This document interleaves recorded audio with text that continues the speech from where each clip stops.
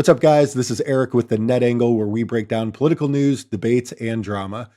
And today we're going to be talking about what looks to be a full-blown MAGA civil war. And it's all centered around the war in Iran. And in my last video, if you saw that one, I showed clips from Joe Rogan and Theo Vaughn and their shift in tone on Trump and how they're getting a little bit more critical. And like I said in that video, I didn't think it was a one-off, and it's definitely not. So this is happening all across the MAGA ecosystem. And today I'm going to show you a series of clips that, in my opinion, go from bad to worse. And trust me, you're going to want to stick around to the last one because you will not believe who turns on Trump. So let's go ahead and jump in. If you could say something to President Trump and he was going to hear you right now, what would it be? You're a worthless pile of And you voted for him how many times? 3 times. That was my bad. Apparently, I'm an idiot. Absolutely hilarious, but also kind of telling. You got a 3-time Trump voter now realizing the consequences of her vote. She's blaming the rising gas prices on what she sees as an unnecessary war. And look, I've seen clips like this all across the internet. Everyday voters starting to question things. But now we're going to move on beyond that to people who actually helped him get elected. 3 hours ago, I tweeted, I miss Joe Biden. I do! I miss Joe! I miss sleepy Joe Biden. This is terrible. Trump is comparing himself to Jesus. He's using Antichrist rhetoric. I miss Joe Biden. Stumbling around. This was what we had to deal with. We didn't even know how good we had it. Joe Biden would be like, sniffing a kid. We did not know how good we had it. Biden it was just simple. The worst thing about Joe was that he forgot where he was. The worst thing about Trump is Antichrist rhetoric and war that nobody wants, and a draft and maybe the end of American empire. I don't know. Oil prices up, U.S. economy tanking, $39 trillion. Joe Biden was,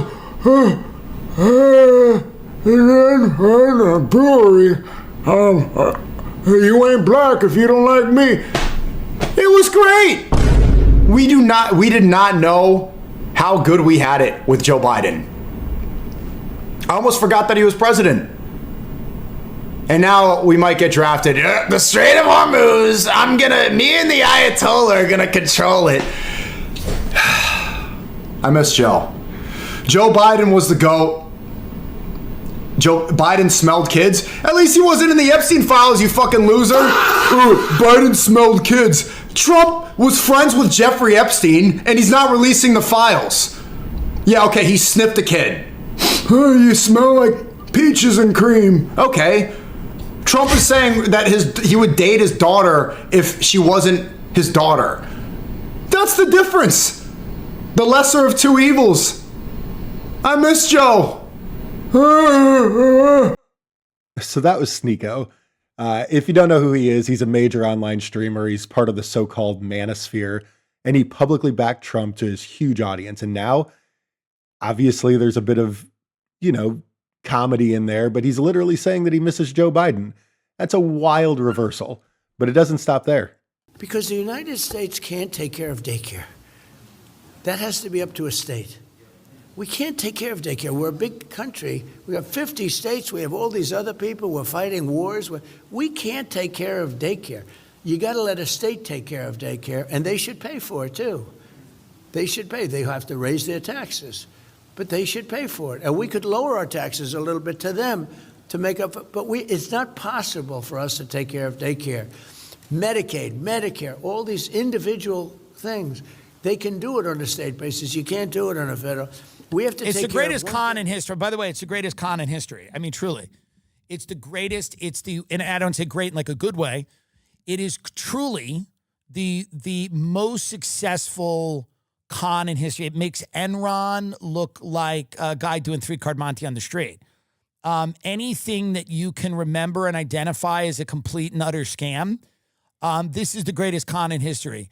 To run as an America first, and you're going to take care of America, and then turn around and go, all of these things, daycare, Medicare, Medicaid, we have nothing to do with that. We're fighting wars. That's what we're here to do.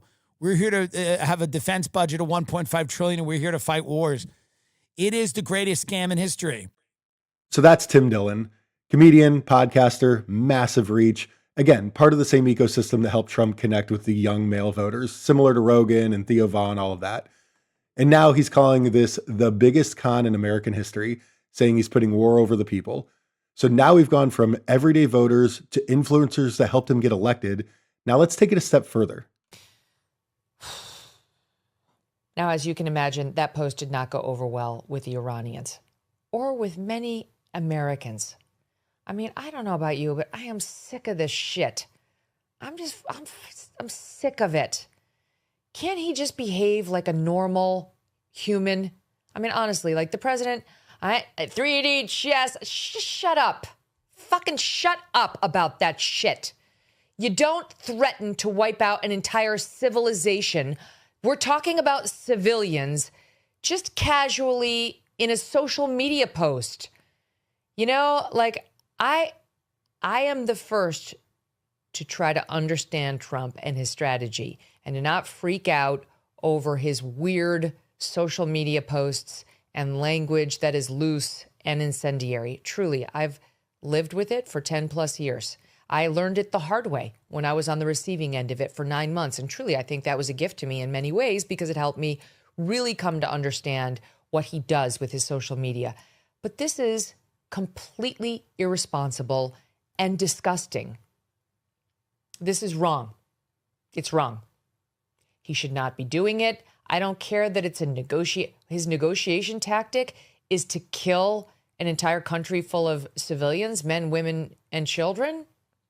An American president so that the Strait of Hormuz will be opened. It's just wrong. It's not hard to say it. It's not hard to recognize it. I wish he would stop doing this. Like, he can't negotiate without doing this. What does that say about him? Look at that reaction. That's Megyn Kelly, someone who's defended Trump for years through all of the major controversies. And here she is, and she can't hide her disgust. He's threatening civilians as a negotiation tactic, and that's where she draws the line. But we're not done. There's more. Killing non-combatants, people who did nothing wrong, who didn't choose this war, who were just people created by God. That is immoral. That will never be moral. That can never be justified. That is always wrong. How dare you speak that way on Easter morning to the country? Who do you think you are? You are not God, and only if you think you are do you talk this way. To send out a tweet with the F word on Easter morning promising the murder of civilians and then saying praise be to Allah without explaining any of it, that is evil. Tucker Carlson. Now look, if you've been paying attention, you know he criticized Trump privately before. Those leaked messages during the Fox lawsuit made that very clear. But publicly, he's never gone this far. And here he is not holding back at all. But this next clip, this is the one that floored me. How do we 25th Amendment his ass? Tackle Trump and let him pretend he's president and publicly report that he's going through a health issue and Vance take over. It literally needs to be something like that. It's that bad. I've known you a long time. You've never called for a internal coup before. Ever. But that's how dangerous this is. That's how risky it is for the whole world. That's Alex Jones. Alex Jones is one of Trump's most extreme and loyal supporters, and he's calling for the 25th Amendment. That is not a small moment. And when voices like this start turning, it raises the real question, are we looking at a breaking point? Or is this just another temporary backlash? All right, I want to finish with a clip from the Jon Stewart show where he points out that what MAGA's waking up to now is what we've all seen for the last 12 years. The thing that I get most frustrated with is I think that what is happening with Trump right now, like we're all pointing to, well, he got convinced or maybe his mental acuity. This is who he's been from the fucking get-go. Like when people say like, well, you know, I'm upset with him now and I regret my vote because he lied. He lied the minute he came down the escalator. Through like, oh, it's the largest inauguration that's ever been seen through history. Like there is nothing fundamentally different about his decision-making process or about the manner in which his ADD pushes him from lurching from one endeavor to another. It's like when we said he's a movie trailer president. He doesn't have the stamina to sit through the whole movie. He's just the trailers. And right now, the Iran war, hey, the trailer's done. Now what do I do?